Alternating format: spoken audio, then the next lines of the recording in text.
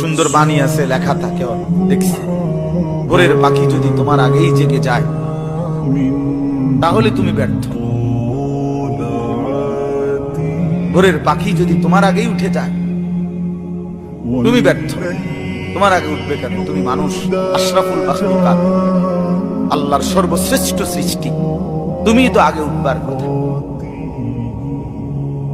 তোমরা এই কি জীবন বাছাই করে নিছো ছেলেরা, তোমরাই বলতে পারো বাবা।